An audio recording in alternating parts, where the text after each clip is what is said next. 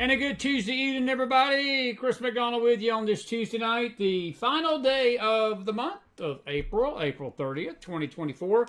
We've got a pre-recorded interview with you tonight. We were hoping to have Brad Johnson. Hadn't heard from Brad today. He sort of hurt his knee last week, so I'm assuming that still bothered him a little bit. But we had hoped to have him on tonight, but that's not going to happen. But we are going to have my dear buddy Christopher Hall, who actually introduced me to Brad, here in just a second. Pre-recorded interview, and it was recorded last week, so some of this may sound a little dated, but some of it's still going on tonight.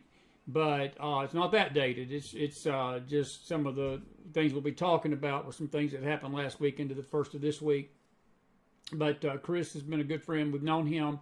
He was one of the original guests we had when the show was first starting out back in 2018, 2019. And Brad and I met at the end of that year, first of 19, but he came on the show at the end of 2018 for the first time. So it's been a 6-year run with Chris Hall and Brad Johnson, and we appreciate them both. Chris was the one that introduced me to him. But you're going to enjoy this interview. Now I'm going to tell you, Chris has got his opinions, and he's got some, I think, good opinions about some things regarding Washington, D.C. tonight. He is an insider up there, and he's got great political insight to some things, and I want you to listen carefully to him tonight. Now, at the end, if we have time, depending on the time, we may take questions. But if we don't, and you would like to stay with us late, we'll be back at 10:30 tonight. We've got James R. coming on. We'll probably have James for about a half hour, 45 minutes tonight late, and then we will take your questions tonight because there's a lot going on in the country. And usually these late night shows, we can just sort of have the adults in the house and talk and chit-chat, and that's what we're going to do later tonight. If you want to stay up with us tonight, you can watch the replay. But listen, we're grateful you're here tonight, whether you're here live, replay, or whatever else. We're just glad you're here one way or the other, whether you're here early with us or late. And we're grateful to be with you tonight. We've got Marcia Montenegro coming tomorrow night, so don't forget that at 6 o'clock. We haven't had Marcia in a while, and she's going to be back with us tomorrow night. Trying to work on the Thursday and Friday schedule, but we got some good guests coming, and we'll let you know about that as we get closer to those times, okay? Listen, I want you to enjoy Chris Hall tonight, and if you're grateful you're with us, put some fire in that house. You're going to enjoy this interview. It's going to be encouraging. May ruffle a few feathers, but it wouldn't be the McFiles if we didn't. So, here it is, Chris Hall and the host, Christopher McDonald. We'll see you after the interview. And a good evening, everybody. Chris McDonald with you on a very special live McFiles rebroadcast, or recorded interview, I should say, with my dear buddy. It's a good thing to have old friends back with us. And, when the show was in its initial stages, we interviewed Christopher Hall. He's a Christopher, too. And we always are fond of those that were with us in the early days. And those early days were somewhat precarious. But it's good to have him back tonight. And it's so good to see you, buddy. It's been a while. And, you're the one that introduced me to Brad Johnson. Brad's been a staple on our show ever since. And it's good to see you. It really is. I know you've been busy doing a lot of things. And I'm excited to have you on the McFiles back with us tonight. It's been a while. Hope it's not as long in between visits next time. But it's good to see you tonight. How are you? Good to see you, my friend. Thanks so much for having me on. It's great to be back. Good to have you, Chris. I want to just take a minute or two. You were mentioning to me a little bit. You're doing some writing right now, but you're also involved with the political structure of our country. But you really are going after the rhinos, and we're going to talk a lot about that tonight with some of the things going on in the nation with this surveillance stuff that's going on in Congress and Johnson and the federal people. But I had a friend of mine tell me this many years back, probably in the initial stages of the network. And she told me, she said, the swamp is always in our backyard. And she said, if you don't stop the swamp at the state and local level, it's going to wind up in D.C. And she's proven to be right, because a lot of these issues we're having federally were probably in the works on the state level, and people just sort of ignored state issues, and then they became federal issues. And I think that you're experiencing that a little bit, because you're going after a situation in Wisconsin where Wisconsin has the Speaker of the House there has not been a good speaker, and you've targeted that individual to help defeat them in a primary. And tell us a little bit about that, and we'll talk about the country in general. But it's good to have you tonight. Tell us about Speaker Voss in Wisconsin and what some of the things you're doing in relation to that. You bet. So thanks so much. Yes, what's been going on in Wisconsin is a very good example of what you're talking about, that unless you're involved locally, you might as well just turn off Fox News, right? This whole idea that that a single person is going to save us, and that all we need to do is sort of yell at the TV. It's just not going to cut it. It just isn't going to cut it. And what I've been doing is I've been privileged to be able to go back to the state of Wisconsin near my home state of Iowa twice, and I'm going to go back a third time on Friday, and to take aim at one of the key players that really stands in the way of a Trump presidency, and that is Wisconsin Assembly Speaker Robin Vos. And Vos is a guy who has been in office for many, many years. And, having spoken to many of his constituents, I know that he's been in the district his whole life, in and around Racine County, Wisconsin, his whole life. And, people there saw early on that one of his constituents told me a story about when he was 8 years old, seeing him carrying a briefcase. So the guy has sort of wanted to be, a briefcase carrying power broker for a long time, and he's come to that place. But the problem is that in doing that, he has put himself between the American people and Trump. And here's how he did it. So during COVID, the Mark Zuckerberg and a number of other outside groups poured resources into target states, including Wisconsin, to try to sign up more voters. And unsurprisingly, right, they went to disadvantaged and marginalized people, which means Democratic voters, right? They're just looking to sign as many Democrats up as they possibly could.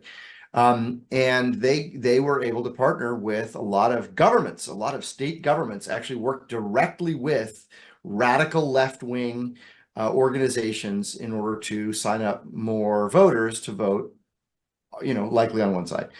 What happened is that the state went from something like, don't quote me on these numbers, but they'll give you a sense, 4.5 million registered voters in the state of Wisconsin to 7 million.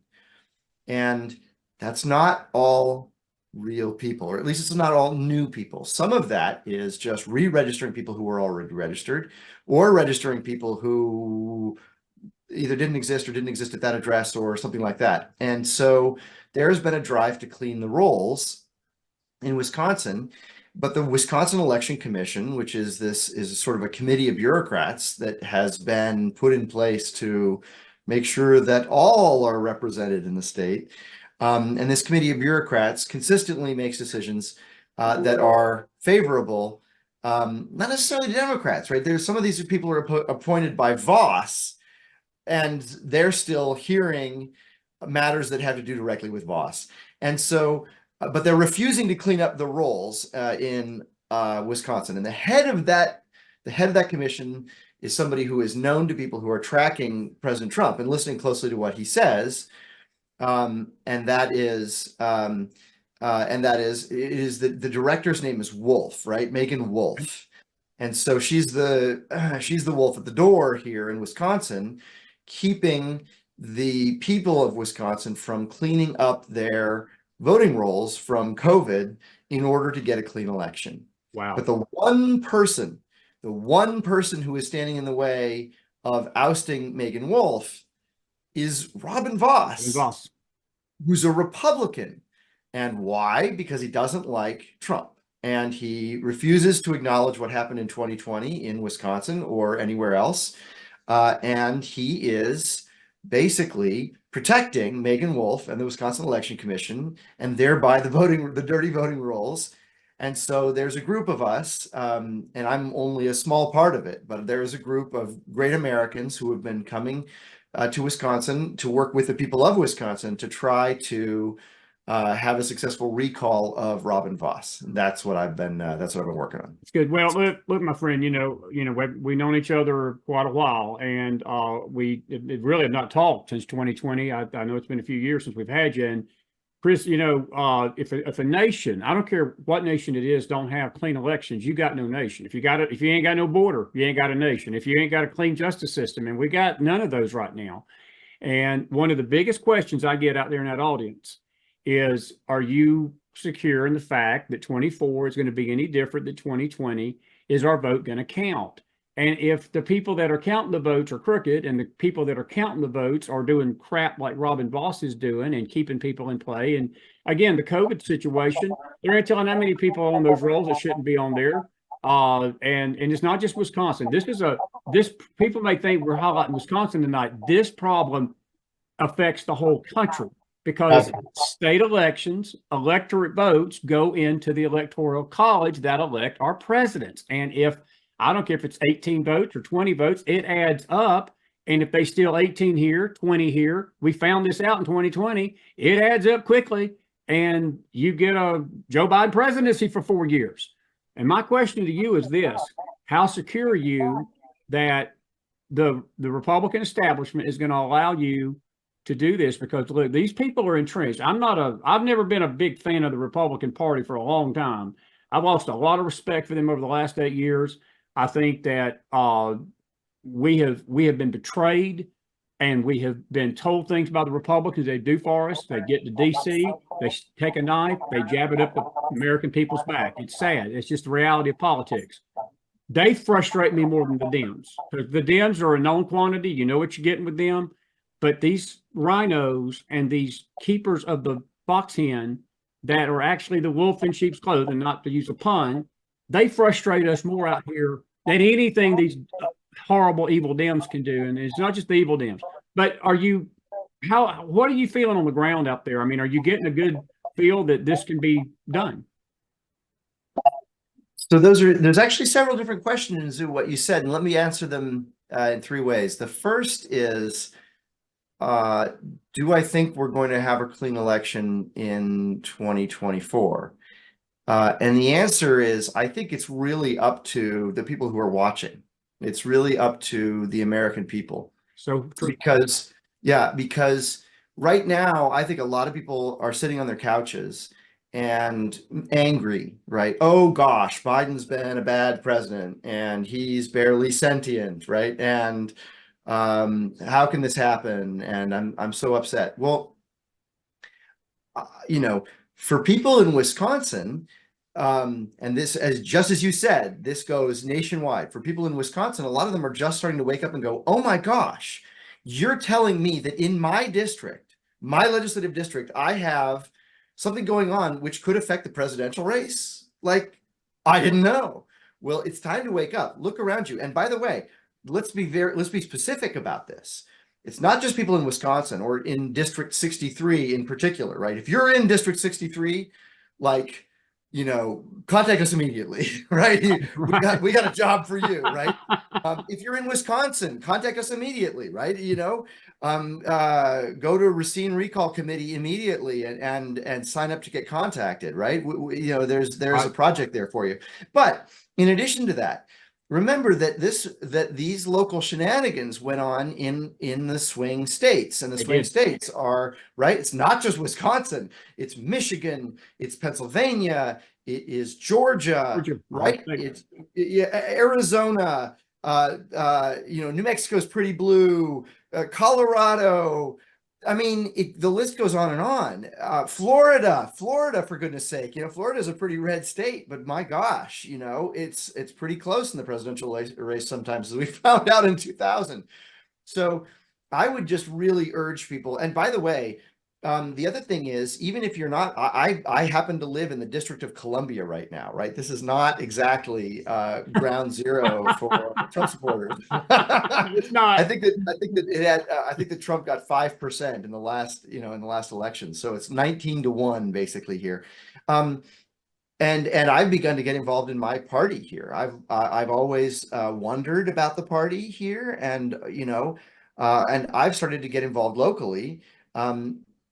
because it's important to pay attention to what's going on right in your neighborhood. That's It really is. what we can affect, And so I think any one individual's vote, if you feel overwhelmed, if you feel like it's too big for you, fine, then bite off something you can chew, which is your precinct, So That's true. what I'm doing here, and that's what I'm doing in Wisconsin. And by the way, come in and join us in Wisconsin. There's people from Arizona are there, people from all over the I, country. I'm from Southeast Iowa. There's people from all over the country that are showing up there to lend a hand.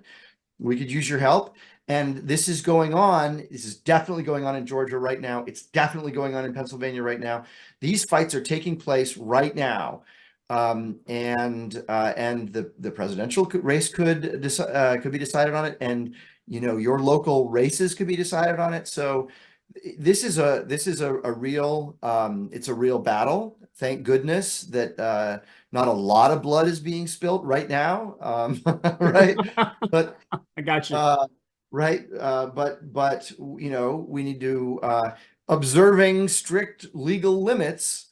We really need to fight like hell, to quote another friend of ours. Do you think that the Trump hatred has bonded people to the point that it doesn't matter how bad the country, they would rather betray the country? Because I gotta, if I had Robin Voss in front of me right now, and if he was going to be, if we could have a conversation without us cussing each other out, but if we could have just a man-to-man conversation, first question I'd ask him, and I'd ask all these Trump haters this right now: you're going to look me in the eye and tell me that you're willing to hate Trump so bad that you're not going to give him a fair shake? Because, Chris, I have no doubt, I don't mind saying this on my network tonight. Trump in a fair fight beats Joe Biden 80-20 in a fair election, clear of corruption, clear of fraud, clear of this stuff. The country's in such a mess right now. I think that Trump it'd be worse than Reagan Mondale in 84. But these Trump haters, they are so blind of the hate.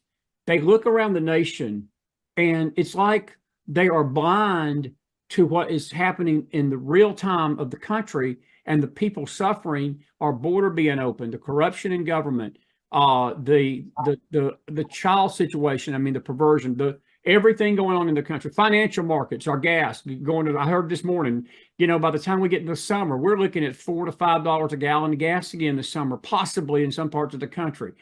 It wasn't like that under Trump, and I hadn't even got to the foreign policy stuff. Iran shoot missiles into Israel over the weekend. Biden, Right. he was more worried about he got his beach trip canceled because, hey, they interrupted my beach trip with half the Middle East is going up in smoke, and I didn't want to leave my beach trip. Look, if their hatred for Trump is that bad, do you think that the Republican Party is going to go away over this? I mean, are we looking at a third party? Are we looking at a reforming of the Republican? I know this is an opinion question because the Republican Party is an elite, intrinsic bunch in this nation, and it has come divided. It has become two parties within the Republican Party. You've got the mega group, and you've got these elites establishment like Robin Voss and others. And I ask these elites, what do you want for the nation? Are you wanting what you got right now? Or are you willing to just put your hatred down, let Trump run the thing for 4 years? He ain't got but 4 years to go, and at least try to get some semblance of normalcy back to our nation, if that's possible. Yeah, I think that this is decided on the margins, right? I think that if you got to the Trump hatingest Trump hater, and I don't know where on the spectrum Robin Voss would be, he endorsed Trump recently, even though he's still standing in the way of some of the things that we'd like to see under pressure. Obviously, there's a little bit of pressure being applied, right? They're always under pressure. Politicians are always under pressure, Chris. Yeah, exactly. There you go. But just setting aside Robin Voss, let's think about the marginal person. I mean, I've had conversations with people all across the spectrum, right? And this is a great slice of America. It's a beautiful place. It's a place that looks a lot like where I'm from, a lot like Southeast Iowa. You can actually, as soon as I was out, outdoors, I could hear, okay, that's the red-winged blackbird. That's a mourning dove, right? I could hear that's a starling. I could hear all the birds from my childhood, and from when I was young. So it's a great place, and people are good spirited. They are thinking, and they are careful, and they are thoughtful, and and this is Democrats and Republicans alike. I will tell you that there are people who are throwing me off their porches, and it's not the Democrats. It's the Wow. never Trumpers. Wow. It's the never Trumpers. It's the people who hate Trump and love Robin Voss, and I mean, there is real vitriol. But I'll tell you this: there's a lot of people who are listening, and an American of any race or creed or stripe or political party, generally speaking, we're good-spirited people, and there are some hateful people in the country. There's just no two ways about that, right? And frankly, on both sides, there's some people on our side that or they're put on our side. I don't believe they actually are in favor of freedom. And you and I are of the Christian faith. We're certainly Judeo-Christian with Western civilization guys. I think there's a lot of people who are shoved into the right, and show up in the fringes of the Republican Party, who don't support those things at all, right? But I think that there's a very broad spectrum of Americans who are thoughtful and who are listening, and they make their decisions as individuals because they are created by God, right, in His image, and they decide and they listen. And so I've had a lot of really good conversations with people. I've had good conversations with Democrats. I've had good conversations with independents. I've had good conversations with Republicans. There are Republicans who swear at us and yell at us saying that we're a bunch of liberals. I have rarely been called a liberal. They don't know that the people that are there are conservatives, right? That are trying to help. They're trying to help Trump. They're trying to help conservatives. They happen to be fighting a Republican, but it doesn't mean that they're liberals. Thinking along these sort of in this linear way is just not the way we need to think right now, right? And so I think that there are some people who aren't listening, but there are always enough people who are listening to try.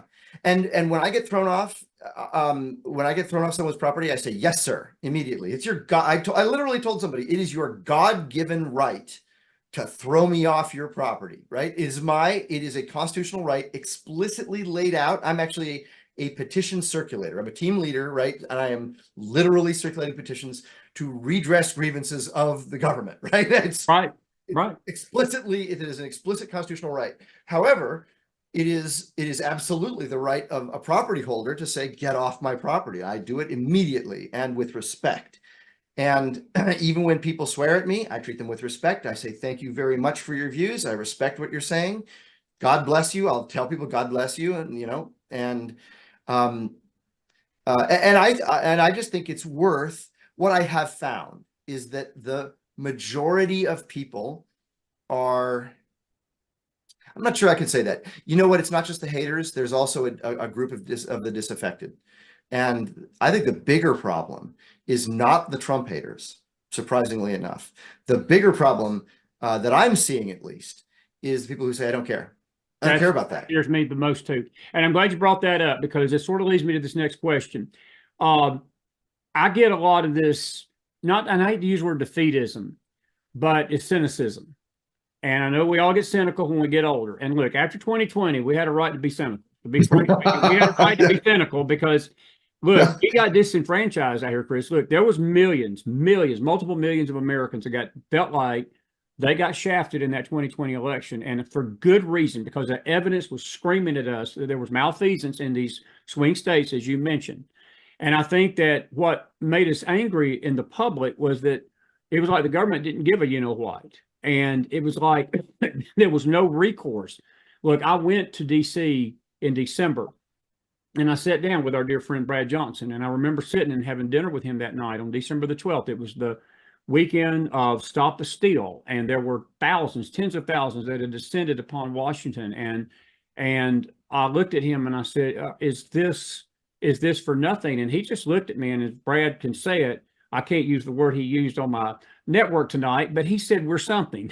And he didn't say we're blessed, and he wasn't being funny about it. And he said, listen, he said, no matter how bad this looks, he said, our only hope are the midterms of 2022 and then 2024. And 2022 came around, and Chris, I would have thought that after 2 years of Joe Biden, we'd have had this great red wave. We would have had this great explosion, and we didn't. And I got to sort of tweaking the numbers and looking at reasons why we didn't see that. And you know what it came down to? Was voter apathy. People got so disillusioned in 2020, they gave up fighting for their country at the booth. And buddy, we're not Argentina. We're not the third world countries where we have guns and run into the White House with guns. We don't do revolutions like that here in America. We're a theocracy. We're not a theocracy. We're a republic, democratic republic. But we get our change at the voting booth. And if we give up the fight and don't get out, and like you said, it's local ground roots stuff. If we give up the fight there, then we are sunk. And ultimately, it don't matter how much they cheat and how much they don't cheat. If we stop fighting, they're not going to have to worry about cheating because the other side's going to win. And look, I pray for Joe Biden. I wouldn't vote for him in 10 million years. But we cannot survive 4 more years of this. Look, with the way the country's going right now, I'm not so sure. Look, we're doing this interview in April of 24. We got 8 months to go, buddy. There ain't no time where we're going to be even 8 months from now as we get to the end of this year. But are you seeing any of that out there? Is there any of this cynicism that you're trying to fight? Are people still got that feeling that we've got something to fight for in this country? Because I think that's our biggest battle sometimes among our side, not the left, but our side. The left's committed to their crap. It's as evil as can be, buddy, but they committed to it all hook, line, and sinker. And we got to get committed to our values too, don't you think? I do. There's definitely a fighting spirit. There's definitely, there's definitely a fighting spirit out there. And, some people are disillusioned. Some people don't care. But there is a set of fighters, and one thing that you said was, in America, we don't have revolutions, and we did have a revolution, right? We did.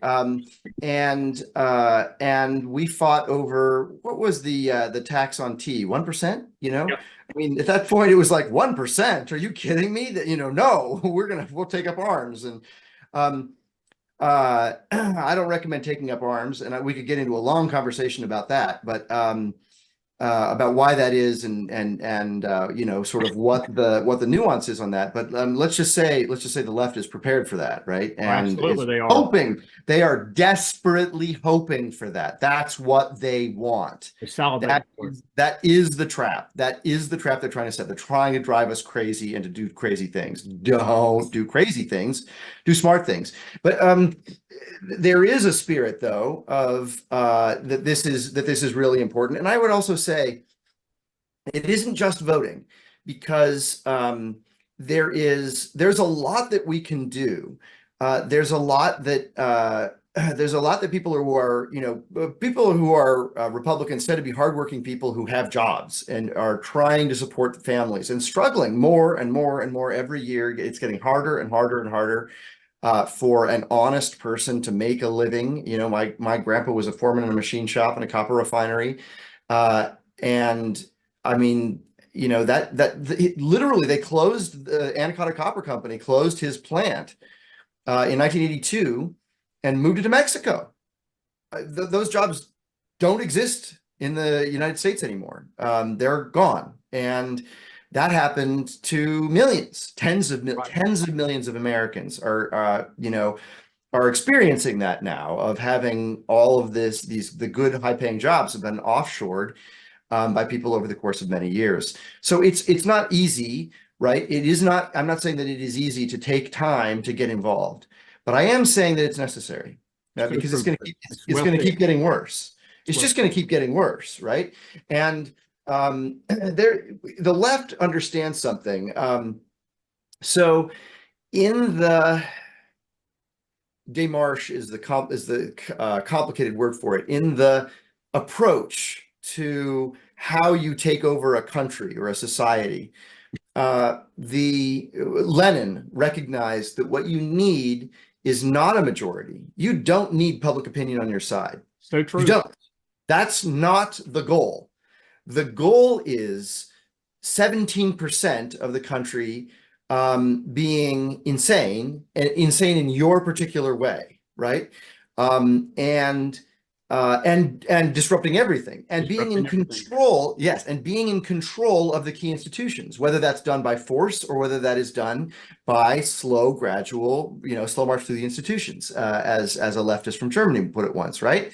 That's what's happened. It's in the Soviet Union, obviously they did it by force, but in the West, they've done it slowly, and they have gradually made it harder and harder to get hired if you are a conservative, right? And made it easier and easier to get hired if you're a leftist. And they use race and sex and perversion and color and creed and language as ways to divide people and to identify grievances and to look for crazier and crazier and crazier people who they can get on their side. But the goal is always the same. What they're always trying to do is weaponize people against those who oppose the new regime. And we were a representative republic, a constitutional representative republic. You were talking about this, right? What are we? We're not a democracy. No. We are a constitutional representative republic, which uses some democratic means, but is not a democracy. The founding fathers hated and feared democracy. They were not in favor of Athens. That's not what they're for, right? Athens is a disaster. And if you try mobocracy, if you try to have rule only by everyone, then the people who take over are the radicals, the really violent, really dangerous people on the far right or the far left who are willing to kill people. That's who takes over. That's what happened in Chaz, right? Or CHOP or whatever it was called, right? Right. The Seattle, that sort of demilitarized zone where they kicked out all of the cops and people got killed because of it, raped and killed. Very true. Yeah. So anyway, bottom line is that you can do something at the local level, and you should. Buddy, I couldn't said it any better. And I do want to ask you this. When you look at the landscape, and again, it's we're very similar in our makeup and our fiber. You're right. We're both faith people. We believe in God. Look, I know that the Lord has got his hand on this nation. America's always had a special destiny to be a beacon of light, of freedom to all nations of the world. And there's other reasons why God created us, Israel being one of them, but the gospel being another. But our freedom, this nation has been blessed, Chris, with more freedom than any other nation on the planet. There's been no other nation like America. I would not live anywhere else. I'm not moving. I don't care who's elected. I'm going to die as an American. I'll die here on this soil. Amen. And I don't run from trouble in our nation. That's why we've done this podcast. We've gone on 7 years, and we've been fighting this fight of freedom to put ideas out here to stir and to encourage people to fight for your country, fight for your family, fight for each other. And as you said, this is not a violent call. This is a call to do what we do here in this nation. We express our voices. But as you look at the landscape of our country, of all these things that are going on, what would you consider the most dangerous to this constitutional republic tonight? Is it the border? Is it these unfair elections? Is it this legal system that has gone amok? We're witnessing what they're doing to President Trump. It is such a travesty, but it's not just President Trump. They're doing this too. They're doing it to all of us ultimately. And the border scares me. The legal system scares me. The elections thing, and I say scare, I mean, I'm concerned that I'm seeing us lose our way and lose these freedoms. And I've always said this: once you lose your freedom, you're not getting it back. It's better to fight for it right now and be aware of what you got and fight for what you have than to say, well, if this generation don't get it, the next generation to get it back for us. They won't do it, because we better be conscious of it right now. But what's your biggest concern looking out over America's landscape in 24 of the one thing that really concerns you that's the biggest threat to our existence? I mean, on one hand, I'd like to sort of say evil, right? Because there is this joke that I've heard for decades, which is, and I'm sorry for this thing binging over and over, but Oh, you're fine. uh, I've heard people make this joke that that in Washington we have an evil party and a stupid party, right? And so when they get together to do something that's bipartisan, it's evil and stupid. And that's a good joke. And it does seem sometimes like one of the parties more and more aligns with evil, right? And and that's always going to be with us, right? This is not, there's a certain rabbi who said that this is not our world, right? We are in a fallen world. And so this world is always going to be imperfect, even in the United States, which, is a beacon of freedom. But the more specific thing I think would be the deep state. And here's why I say that. I think that the concern is that we've got what is it, 4 million federal employees? Roughly. So roughly, right? And then I don't know how many state employees there are, and I don't know how many local employees there are. I do know that I saw a statistic this morning that of the U.S. federal employees who made a federal contribution to a partisan candidate, the ratio was 10 to 1. Ratio of Democrats to Republicans was 10 to 1. Wow. In terms of who was given to, right? So it's overwhelming. And it isn't just that.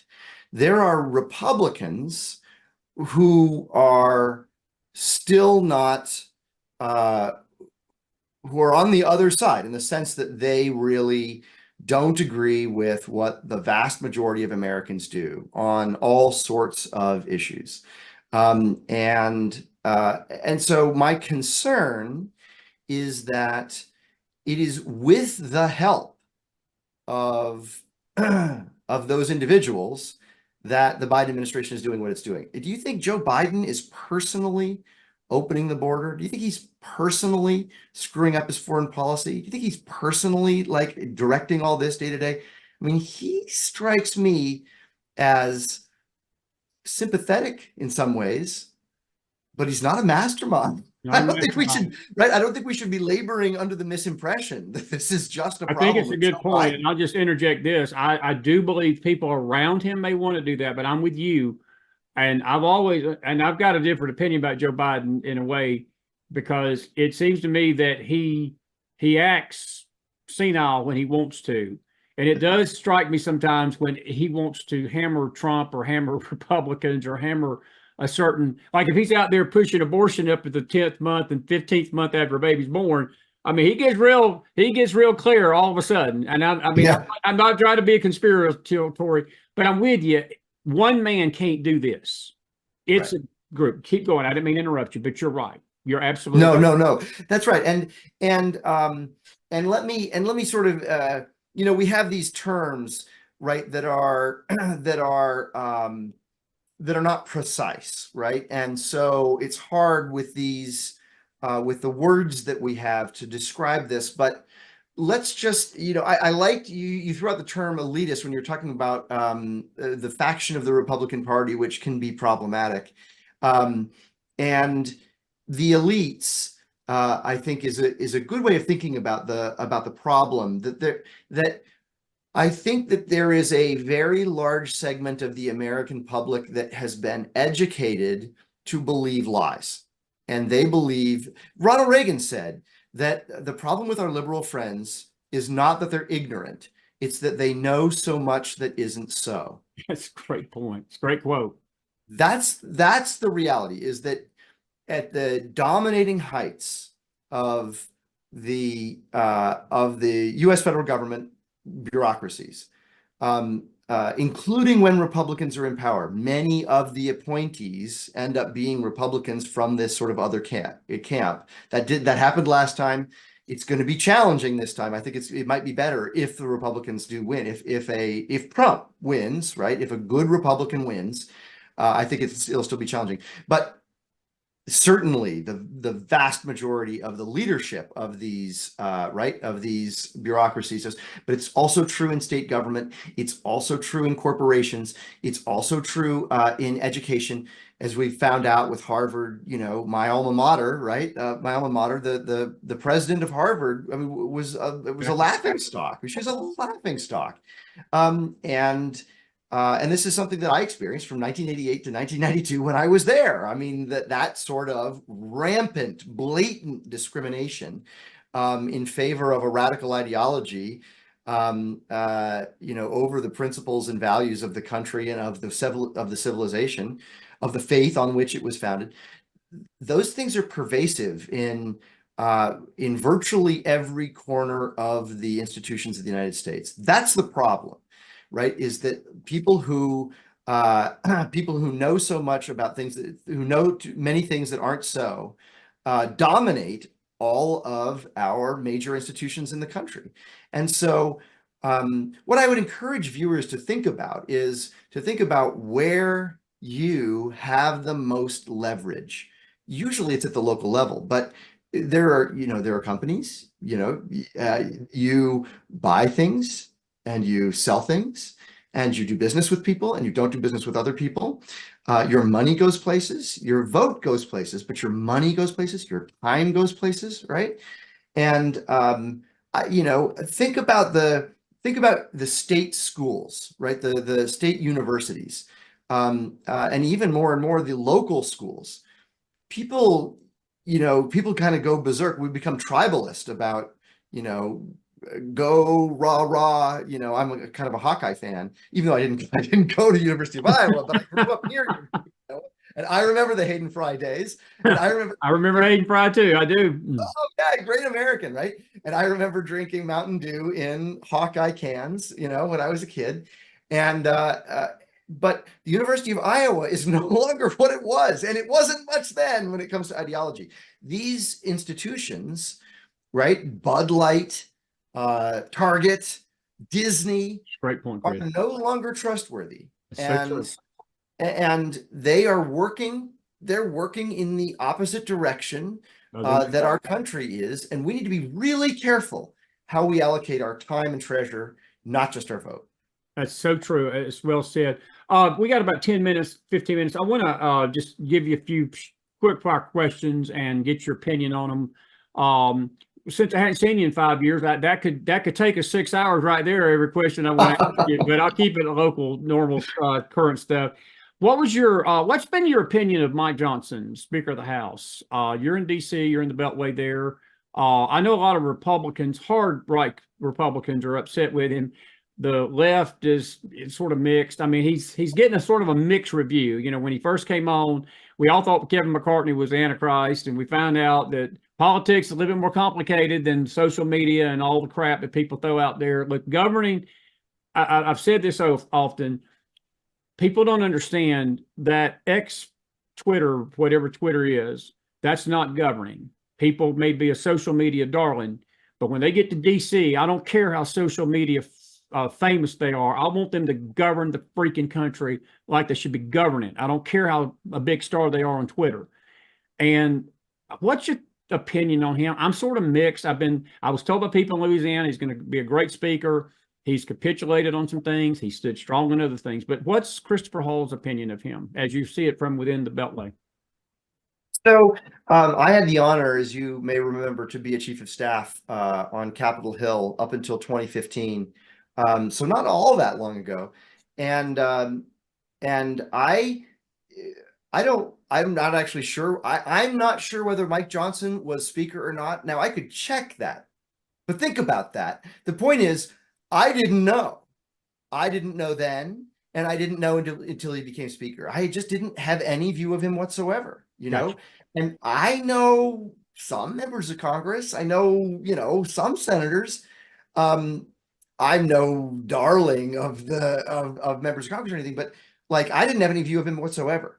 And so I can't claim that I'm speaking from some vaunted peak. I got to tell you that my view is similar to yours, that governing is harder than it looks. It is. That if you actually are up there, you can't imagine uh, unless you're up there, I should say, you can't imagine how busy you are, right? And some of the things that people regard as blatant treason, right, are actually just, I didn't have time to make it to that priority. I just didn't know. I didn't know about it. I don't know what you're talking about, right? My staff member didn't brief me. I wasn't, I mean, it is so much happening so fast. Think of it, there are what, 435 members of Congress, give or take. There's 100 senators. Then they have staffs of 20 to 30, right? And those people are trying to oversee 4 million civil servants, who are radically opposed to what most of the American people want, and 330 million Americans. And it's hard. It's hard. It's hard. And by the way, Mike Johnson is fighting evil. And right? He's fighting two sides of the Republican Party, Mike. Chris, he's the same. The very thing we've been talking about all night. He's fighting the same thing within the Republican Party. He's fighting the mega wing. He's fighting the crazy left-wing Republican wing, and he's barely hanging on to the majority. And if this thing keeps going, they keep dropping, we ain't even gonna be having the control of the House. I didn't mean to interrupt you, but he is fighting the factions we've been talking about tonight. You're right. Go ahead. He is, and it's difficult. Look, it's really difficult. And so, and the other, I don't know whether it was Isaac Asimov who actually is the origin of this quote, but I get it from Isaac Asimov. There's a quote that he wrote an entire book based on, which is, "Against stupidity, the gods themselves contend in vain." Right? That's perfect. That's what we're talking. I'm gonna get a T-shirt with that. I think that's awesome. Go ahead. Right? So, so he's dealing with real challenges, and some of there. I'll give you a third quote, right? Since I'm quoting people, which is, "Never attribute to malice that which can be explained by incompetence." Great point. Right? So there is a lot of what's happening on Capitol Hill, which is that you're fighting a really uphill fight. You've got a tiny majority. You're fighting against the Senate, against more, half of the people at least in your chamber, and the President of the United States, and the media, and the corporations, right? And the arts, and academics, and right, everything is against you. So I would say it would be a good idea for us to forgive a little bit and show a little bit of humility. It's hard. And if anybody believes it would be easy, I would strongly suggest running for office. Thank you. Think it's easy? Great. You could start out with your school board. And back it right. I will tell you, I've never been elected to school board. I betcha, having seen what I've seen, I bet you it's hard. I bet you it's really hard. We've had some of the best YouTube moments from these school board meetings than we've had even from DC sometimes, haven't we? No kidding, man. So no, I would say that let's have some prayer, have some grace, have some forgiveness. Let's pray for our enemies. I call you to love your enemies, right? I pray for my enemies. I do this a lot of times every day. I actually take the time when something offends me. I say a prayer. In fact, I say the prayer that I pray over my son every night, which is, I pray that he'd be healthy and happy and safe and peaceful and prosperous all the days of his long, long life. I've been saying that over him since he was, he's 11 years old and been saying it basically every night since. And in doing that, I say that for the people who offend me, and for the people who upset me, and the people that I consider are captured by evil or are evil themselves. And another quote, just because I'm in that mode, Alexander Solzhenitsyn said, "The line between good and evil runs through the heart of every man." The truth is, we're all flawed. We're all, for all have sinned and fallen short of the glory of God. Right? So, Mike Johnson, I think, we could stand to cut somebody a little slack here and have a little bit, let's focus our attention where we can make a difference. And it isn't necessarily by changing speakers again. I respect the people. I like Marjorie Taylor Greene. I've met Marjorie Taylor Greene. I like her, you know. Well, I'm I think glad you she's brought that up because I felt like it was an absolute joke that we had just went through this from McCartney to Johnson. So now Johnson does something you don't like. So now we're going to just change speakers. It makes us look stupid. It goes back to the God struggle against the stupidity of men. Politicians sometimes make the dumbest decisions and individuals, and it makes our government looks weak. And look, I'm not a party person. Look, yeah, I'm an American yeah, person. same, But same. let's just talk about the Republican Party. If the Republican Party wants to gain back the confidence of the American people, we need to stop doing stupid stuff like we do when, again, we don't agree with every jot and tittle that the speaker says. And I'm with you. We need to give them a little grace. Look, I know this has been tough. My bigger question to you, we got about 5 minutes. Are we opposed in 24? Look, we need to also recognize that the House and the Senate are very important right now because if Trump gets in and he has a Democrat House and a Democrat Senate, it's going to be nothing but it's going to be just as much of a nightmare as if Joe Biden got elected and there's a Republican House and Senate. Yeah. You're going to still have this just bog of war and this mud bog that we've got right now. Is there any feeling that you've got up there that the Senate and the House go back Republican?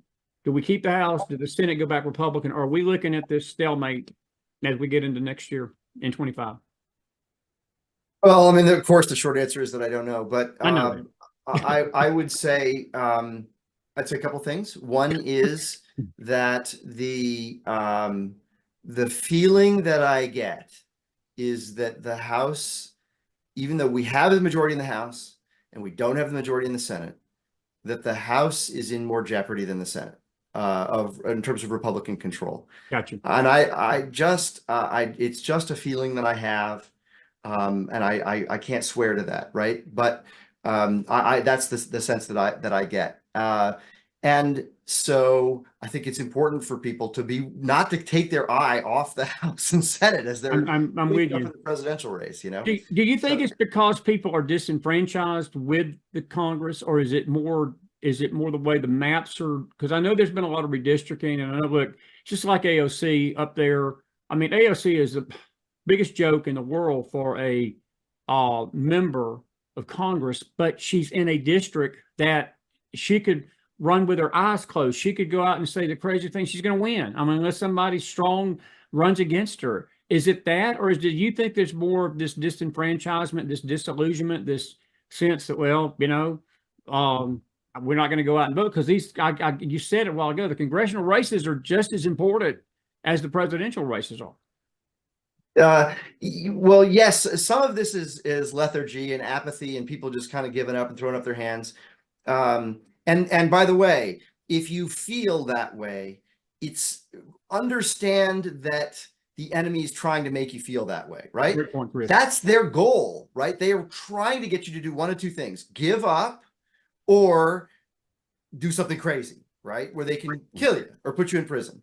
They would be equally happy with either one.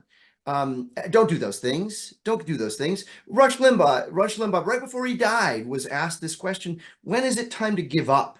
When is it time to throw in the towel? And he said, never. Never. Absolutely. Never. This country is always worth fighting for. And you know, my wife is from a country where she grew up under communism.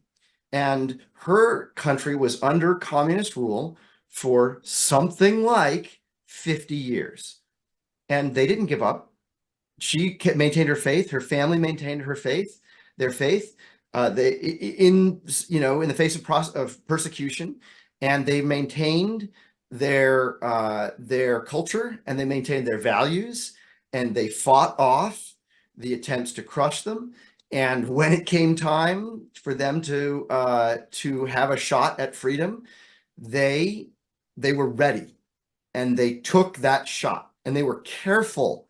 They were careful, and they were thoughtful about what they did, waiting and building towards that time. So, you know, we should be doing the same. We should be doing the same. We should be, you know, doing what we can every day to try to save our country, starting with our own families and our own communities and our own neighbors. And you know, what effect that has on the House and the Senate race, I don't know. You know, What effect does it have on the presidential race? I don't know. But Yeah. I do know that's what we're called to do, right? We're called to be salt and light. We're called to be salt and light, and people are gonna hate us. We're told they will hate you because of me. You know, it's funny. I know that there's, you know, people who are non-believers who are listening and they have no idea what I'm talking about. And you know, I'm quoting scripture here, and We I'm got not a lot actually. of believers that listen to this program, and they do, and I do, and Yeah. I understand that, and I think that's a way to probably end this interview, because I think there's no better way to sum it up. We've got to be salt and light right now, and we can't give up. And you know, I'll say it like this: I know that there are millions of people on this planet. There's about billions. I would say not millions, but billions. Yeah. Would exchange our place with them in a heartbeat to have the freedom that we enjoy in this nation. Yeah. And we don't need to take it for granted, Chris, because look, we are in a precious, I know it's a precariously dangerous time of history. I know we are sitting on the precipice of things that I know me and you're about the same age. I never dreamed I would see some of the stuff that I've seen in the last 3 to 4 years. I Yeah. know you haven't, but no matter how much that shakes me at times, I'm not going to give up the fight. I'm not going to give into the fear. I'm not going to delve into this. Well, again, it don't matter no more because they're going to win anyway. No, we're not going to do that. But we got to be good stewards of what we've been given. Yeah. If we don't do that, it's going to be taken from us. I think another verse is, to whom much is given, much is required. And, you know, if you get to the talents and the story of the talents, Yeah. the one that took his talent, dug it in the earth, and didn't use that talent, God took the one thing that he had away from him. And the others that had 5, 10 talents, they used their talents. But the man that had one, he got figured, well, I only got one talent and God don't care about what I do with that one talent. Well, I'll tell you what God did. He had a lot of very bad things to say, and he took what that man had. And I'm just concerned that what we do have in this country, and I love what you said about the family. We got our families. If we don't fight even for that, we're not going to have our families, man. And Yeah. it's just worth the fight. Listen, buddy, I'm going to give you 1 minute to wrap us up. Final thought. It's so good to see you. We cannot let this be 3, 4 years in between visits now. This time, Yeah. I'm going to get you back on a lot more this year as we get closer to the election and into next year. But so good to see you. It's been a great discussion. Final thought, and we'll wrap it up. Well, I would, I'll tell you that my final thought would be to think of this season as a test. I think that this time is a test. It reminds me of the story of Job, right? Because I watch TV sometimes and I feel like I got boils. I mean, it's bad, right? It's hard. It is hard. It is challenging. It is not my favorite time in American history here. But it is a test. And during tests, what are we called to do, right? We are called to to take up our cross, deny ourselves, take up our cross, and follow him, right? We are called to struggle and to strive. And so that's what I'm trying to do. I'm trying to, one day at a time, put one foot in front of the other and fight the way I know how.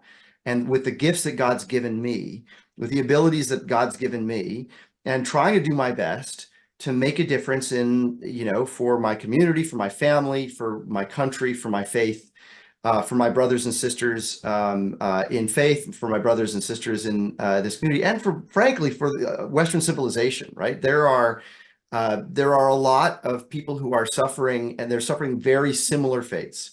So, you know, I just sort of close in prayer and say that in the end, all this is in his hands, and all I can do is my part. And that's what I plan to do. And I hope your viewers will do the same. And I know you will. Yeah, absolutely, buddy. Do you have a website that we can follow your, or you know, you're right. We haven't even talked about the gun issue. Maybe next time we have you on, we'll deal with this gun issue that's going on in the nation. I really didn't get to that, and some foreign policy stuff next time. But do you have a website where you write some of these ideas down? You used to. So I am rarely published these days. I am running silent, running deep. But you can watch what I'm looking at Twitter. Right, I'm at Christopher Hull at Twitter. That's me. Okay. And so watch my likes. I would say watch my likes. Okay, good deal. And then Issue Management Incorporated, right? Issuemanagement.net. Issuemanagement.net is my site, but that's just my corporate site that tells you what I do. Obviously, if anybody's looking for public affairs help, please give me a call. Absolutely. Be delighted. But Twitter is the place where you can kind of watch what I'm watching. Buddy, I appreciate you being with me tonight. Folks, we've been talking to my dear friend, Christopher Hall. Good man, good patriot, great, great friend. And Brad Johnson might not feel that way since he's had to deal with me for the last 4 years, thanks to you. So other than Brad Johnson, Brad, we all love Chris Hall on the McFiles Network. Brad's my buddy. Listen, we're going to be right back, folks. Don't go anywhere. Give Chris Hall a thumbs up out there in the network and Fire in the House. We'll be right back with a few final thoughts. Christopher Hall, thank you so much. Thank you very much. I want to thank my dear friend tonight. What a good guy right there. And we're just so grateful that he could come on and be with us. It's a great interview. I was sitting there listening to it. And it's when you're doing the interview, sometimes you forget some of the things that are said in the interview until you actually re-listen to it. It's good. It was a good discussion tonight. And Chris has got a lot of wisdom. And I've always respected him. And he is the gentleman that introduced me to Brad Johnson. Brad, we just need to say a word of prayer for Brad tonight. He had done something physically with his knees last week and had some problems, and I'm assuming that that's maybe why he's not here tonight still. So please remember him in your prayers, and hopefully we'll get him on soon. And he is a dear friend as well. Both of them are just jam-up guys and patriots, and they have fought for this country for many, many, many, many years in their own respect and their own ways. And I want to thank Chris Hall. I don't know if he's out there listening tonight, but it's a great interview. It's a great, encouraging interview, and I think he had a lot of wisdom, folks. Look, I know people are upset with Mike Johnson, and, well, he voted for Ukraine, and he did this, and he did that. Folks, politicians are politicians, and, I think it would be wise if we took some advice tonight and realize it's not easy being Speaker of the House. At this rate, I will say this, and this is just my opinion, we would have been just as good off to leave Kevin McCartney in place and not do what we did with Johnson, because it just makes us look so stupid that every time a speaker doesn't do something we want him to do, we're ready to kick him out. These Democrats don't do that mess. Nancy Pelosi is the absolute worst Speaker of the House this country's ever seen. And I don't mean to be blunt about it tonight, but she could pee on the American flag, and those Democrats wouldn't do nothing to her. They let her do it. They wouldn't care, because they're Democrats, and they stay unified. Like I said, I mean, these people are as evil, as wicked as sin, but they never break rank on each other. It's rare for a Democrat to do that.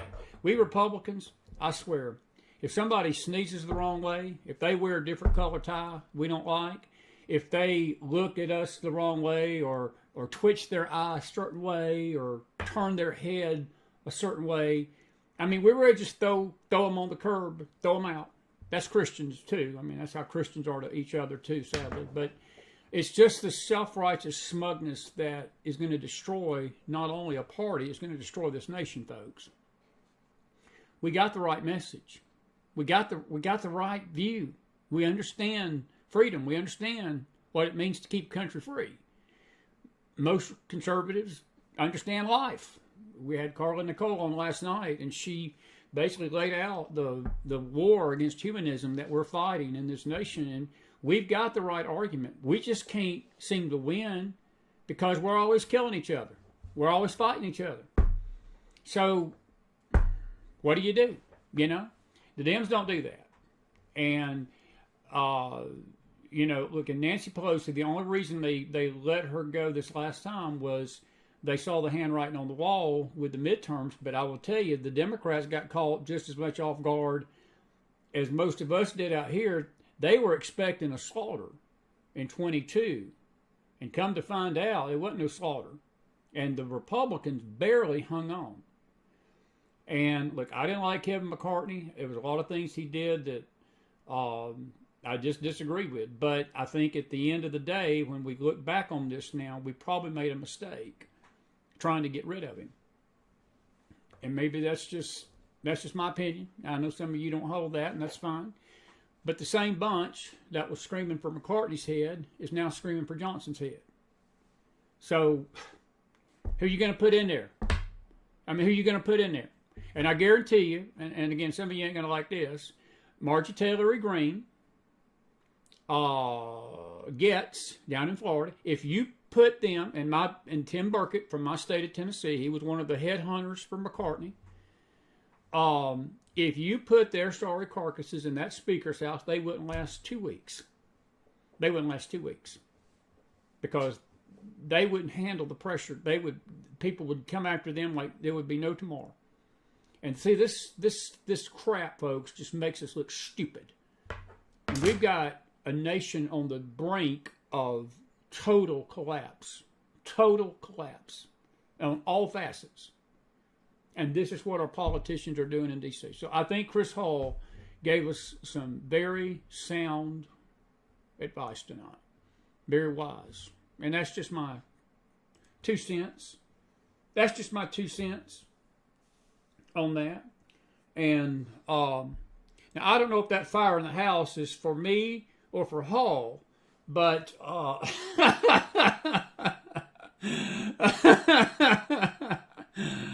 I can never tell. I don't know if I'm getting a thumbs down or a thumbs up or a blank you, or we really don't care what you think, McDonald. But anyway, thank you for the fire in the house.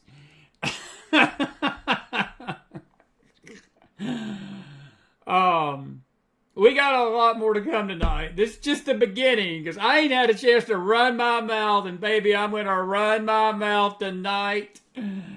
I am going to let it all hang. That's why I told James R. I said, I can't let y'all come on early, because we got to have the adults in the house, so we can put y'all late. And he was all for that. So, we're going to have a fun time tonight, later on tonight. I got a lot of stuff. We got a lot going on, man. These college protests, these punk kids, I swear. I told the South Dakota bunch this, and I'm going to tell y'all this tonight. These youngins, they better be doggone glad that they're not the children of Christopher Wayne McDonald, because these punks would not be sitting down for 6 months. This would not be taking place in the McDonald household. If my youngin was up there doing this crap that these kids are doing, I don't care how old they are, their sorry asses would be handled by their father. I would be a dad to these kids. And because they don't have leadership in the home, they think what they're doing is acceptable behavior. Now, some of these are probably older adults that have infiltrated this, but a lot of this are these 19, 20, 21-year-old kids that probably were given their way at the house and didn't ever receive any discipline, and they felt like they could say blank you to mom and daddy at 10, and then by 18 they're burning buildings down and threatening Jews and barricading themselves in college dorms. And I don't know if you saw it this morning, folks, they hung a flag down in Columbia that said Intifada. Now, that term to many Americans don't mean nothing. To a Jew, Intifada is what the Palestinian Authority, there was 2 of them. There was one that started in 2007 with the rise of the PLO, where it was a systematic attack of terrorist bombings that they would go in with suicide bombers and go into Jerusalem and blow up buses, blow up schools, blow up hotels, blow up restaurants. Hundreds would die in these intifadas. It went away. And then in 2000, when the talks between Ehud Barak and Yasser Arafat broke down at the Clinton Camp David summit, and that was such a joke. I mean, Ehud Barak basically gave away everything that Israel would even hold dear. The only thing he wouldn't budge on is Jerusalem, and Yasser Arafat basically told him to blank off, and Yasser Arafat went back and said, let's kill the Jews. So they started a second intifada. In 2000, it lasted about 3 years, again, of nothing but relentless suicide bombings and knifings and hijackings and kidnappings and everything else. And when you put a sign down on a wall in this country that says Intifada, it may not mean nothing to us Americans. It means a lot. And it is a threat. a direct threat to the Jewish people. So when these punk kids do this stuff, I wonder where they got the idea to do this from. And I know a lot of you out there are quickly to say, well, he got it from George Soros, and they got it from these, they got it from the left, they got it from George Soros, and they got it from the internet. No, they didn't. They got it from mom and daddy. They got it from good old mom and pop. Because I'm going to tell you something right now. There ain't no youngin' of mine to be doing this mess. I don't care how old they are. But I'm just saying, that's just my opinion. I'm just saying. Bear agrees with me.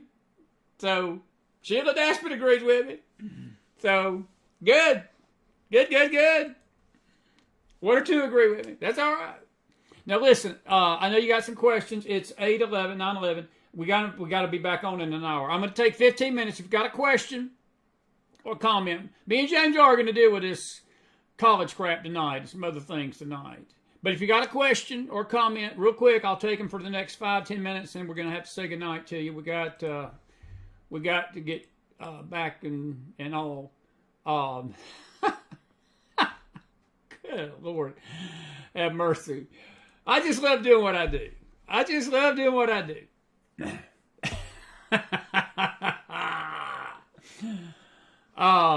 If you got a question or comment, real quick tonight, put it in the house. We'll take your comments. And folks, again, I know that there's mixed opinions about Johnson, and I think Chris Hall gives us some advice, folks. You just need to have a little grace right now. It's not easy governing, especially in this atmosphere right now in D.C. It's not easy. And I gritted my teeth. I bit down nails. I was very upset with what Johnson did recently with the spending bill. I wasn't happy about it. I don't think McCartney would have done anything differently. But I'm going to be frank with you. None of these other yahoos that are out there screaming for Johnson's head would have done anything differently either. And if you think they would have, then okay, whatever. I will say this, and I think what Chris Hall said too, I would just suggest before you throw stones at your politician, maybe you need to get in to the fight and get into the arena before you throw a stone at them and find out how hard it is to govern. And if you want to start, I think the local school board's a great place to start. You'll find out real quick that even on the school board, it's politics. And you'll find out just how hard it is. So, anyway. Any questions? Nothing so far. Let's see over here on Facebook. Anybody got any comments, questions? All I'm getting is thumbs up. Bear gives me the bomb sign. I'm getting fire, but no questions. Anything real quick tonight before we let you go. All righty. Okay. I guess everybody's saving their fire for tonight with James R., and that'll be fine. Chris Davis says, what we're seeing is these protests. Is what happened in Germany in 1938. And we all know what happened then. These people are truly sick and wicked. Chris, I'm glad you brought that up. This is exactly what we saw. Now, I'm not old enough to have seen it in 1938. contrary to rumor. But you're right. I'm not making fun of that. What you're saying is spot on. Folks, this is Nazi Germany, an atmosphere that was created by the Germans and the Europeans of anti-Semitism in the 1930s has come to America. And he's exactly right. Chris, you're right. It's beyond sick and perverted. These people are demon-possessed. But a lot of this with the kids is that they can claim, and I've said it before, if you was to get a hold of one of these youngins and have them sit down, and I think one of the reporters even mentioned this morning, they can't even tell you what intifada means. They can't even tell you what Palestine means. They couldn't tell you why they are doing what they're doing. They have no clue. When they say from free Palestine, from the river to the sea, and burn Tel Aviv down. Some of these kids can't even tell you what Tel Aviv is. They don't even know what that city represents to Israel. They don't even know what Jerusalem represents. But they're out there protesting like a bunch of apes, and it is being inspired by other forces, but it's not just what we think. I think it's these kids' parents and their upbringing, and I hate to say it, folks, some of these kids were front row inhabitants of churches. And don't get me started on that tonight, because I will be here till midnight. But anyway, good point, Chris. You're absolutely right. We're witnessing it right now. Corey Aguilar says, I'm just blown away by how much support these Hamas protesters have. They got it, Corey. They got a bunch. They got money. But let me say this about the support. Ultimately, that's not the problem. The problem is these colleges that's allowing them to do it in the name of free speech. Look, the First Amendment, there's a fine line between free speech and threatening another race. What these kids are doing are threatening Jews. When you have to go virtual learning because you can't feel like you can protect, and see this happen from what I'm understanding, graduation is taking place at some of these colleges this next few weeks, and these commitments exercises, and this was coordinated to disrupt the graduation of Jewish students on these campuses. Look, if I was a family member and I was a father and I had a Jewish student, I was Jewish and I had my kid there, I'd be suing the blank. I'd be suing the blanking blank, the pants off these colleges for not providing security for my kid. Because that's what they're obligated to do. They're obligated to do that. And by them allowing it to do it, it's not about free speech. These are threats. These people, these Jewish students' lives are being threatened. And this crap out there that these are peaceful. Whoopi Goldberg, I don't know how to define stupid. What did Chris Hall said, that the gods in heaven are challenged by the stupidity of men? Now, what he was saying that was tongue-in-cheek. He really probably meant the God of heaven is challenged by the stupidity of his creation. But you can say that this is peaceful when they're burning stuff down, busting windows out, threatening kids' lives, telling them burn Tel Aviv to the ground, calling for the beheading of Jews, burn everything down, kill the Jews, genocide talk. It's not peaceful, Whoopi. It's not peaceful, Whoop-I, or whatever your name is. Don't take that challenge to be stupid too hard there, Whoopi. Good grief. Corey, your point's well taken, but it's on these colleges. It's on these colleges. That's part of the problem. They've not stood up to these kids. They've not stood up to these kids. And they better start. Leon says, do you realize that if they turned off the 24-hour news channels, the vast majority of protests would disappear? I disagree with that, Leon. I disagree. I think that would be some of it. That'd be some of it, but I don't think it would stop it totally. But your point's well taken. I do understand where you're coming from with that. I do. I understand where you're coming from with that. Maybe some of them, but I'm not so sure all of them. Peter says, did you see the occupiers at Columbia are demanding that Columbia provide them with food? Yes, I saw that. That's the other rich thing, these punks. And that's all they are, folks. They're just a bunch of thug punks. And you know, I saw something last week or week before. Jesse Walters said something that blew me away. Do you realize that 70 to 80% of these protesters are women? I mean, folks, think about that. They're not even guys.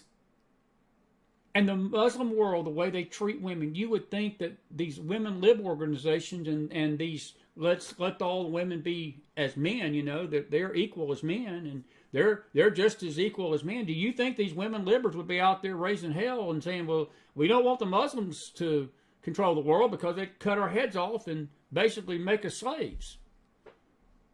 And what these women don't realize, folks, these Muslims, they think these countries will treat them with respect. They will treat them with nothing but just the opposite, 1,000,000%. You know, I might as well bring it up. One of the reasons there was so much rape in that Hamas incident, this ISIS group, and I heard tonight, and I'll bring it up with James, that ISIS is resurgent in Syria thanks to Mr. Joe B.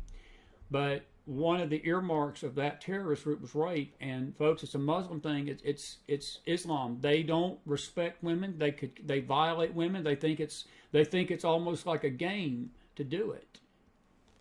And this is what blows me away with these protesters. They don't understand what they're playing with. They don't understand really what they're saying. Peter, your point is taken, because these colleges are bowing down to them. And you're right. These punks are demanding food and making demands on the college to quit. I'm going to tell you what demand they would get from me. I'd call the freaking cops. Somebody got mad I said freaking, so let me find another word for that. I would call the freaking cops. And somebody's backside would be in jail. Somebody's backside would be in jail. They need to be thrown in jail, folks. This is dangerous territory that we're walking in. It's dangerous for these kids. I did hear about that, Peter. I did. Very, very weird stuff. All righty. Good stuff tonight. Listen, we ain't got to the good stuff yet. Was it flipping or freaking? I can't think what the word was. Somebody got their feathers in the wad and let me know real quick. They didn't like me using that word. Well, I don't know what other word to use, ma'am. I'm sorry. Flipping, freaking. I mean, it's American language, you know. It's English language. But anyway, I want you to be back with me tonight in an hour and 10 minutes. I'm wired up on a Tuesday night, and I know James R is too. Hide the kids.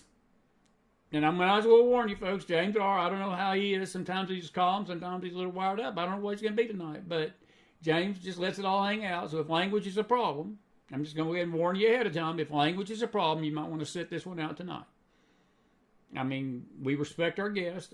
James knows the parameters of the show. He's not going to come on here and disrespect any of you. But when he gets fired up, he lets a few slip out sometimes. So I'm just warning you. I have no problem with it. He's my buddy. He's my friend. I know who James is. And people make a big deal about it. I tell you what, I'd rather have 10 James R's in the trench with me than some of these cowardly you-know-whats that hide behind fake names and tear people to pieces and all this other crap that goes on the internet out there. I'm going to tell you something, folks. Our country is in jeopardy tonight. And we need some serious people in this fight. Serious times call for serious people. Chris Hall is a serious patriot. Brad Johnson's a serious patriot. Eric Caron's a serious patriot. James R is a serious patriot. And I like to consider myself a serious patriot too, because I love my country. I love the Lord, I love my country, I love my family. And I'm fighting for all three every night on this network. And I'm not going to stop with the Lord's help and grace. All righty. Listen, I want to thank you for being with me tonight. I will see you in about an hour. Don't forget our dear friends at who'syourwarriorcoffee.com/McFiles. Our dear friends up in Indiana, a combat veteran-owned coffee company located in Brownsburg that's roasted and shipped. Once an order is placed, their coffee is through the website. This ensures the customers receive the freshest of coffee. It's the best coffee in the world. And a portion of those sales go to help the McFiles stay on the air. Let me just say something tonight, too. We want to thank you all for your giving. We are 100% donation-based, and whatever you can do to help us each week, each month, each day is so gratefully needed.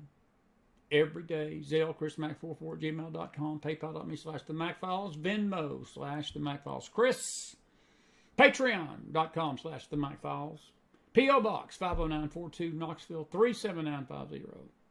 We thank you for your giving, helping us stay on the air as we go into another month. We want to thank all of you for your support, both financially and prayerfully, and being with us every night. Thank you all. And I'll see you a little bit later with James R. May have the cowboy hat on with him. He'll be on the phone with me. Until then, McDonald out. Have a good night, everybody. Thank you for being out there tonight, and may the Lord bless all of you and be blessed, and I will see you in about an hour.